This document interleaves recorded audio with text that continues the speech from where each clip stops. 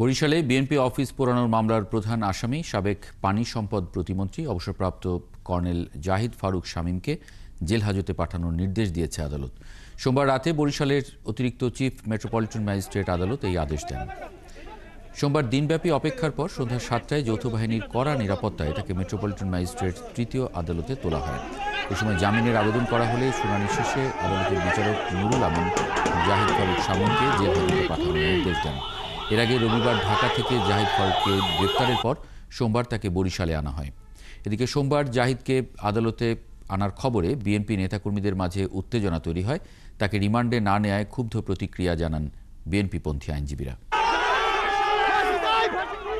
বিএনপির মতো একটা অফিস, সেটা অগ্নিসংযোগ করলো, ভাঙচুর করলো, তারপর বোমা বিস্ফোরণ ঘটালো, সেই মামলার রিমান্ড ছবিও পর্যন্ত পড়াইছে, বেগম খালেদা জিয়ার ছবিও তারা আগুন দিয়ে পড়াই পর্যন্ত করছে। আমরা আগামী দিনে বৈষম্যবিধি ছাত্র আন্দোলনের বিপক্ষের স্রোতের লোকের বিরুদ্ধে আমরা সব সময় সোচ্চার থাকবো।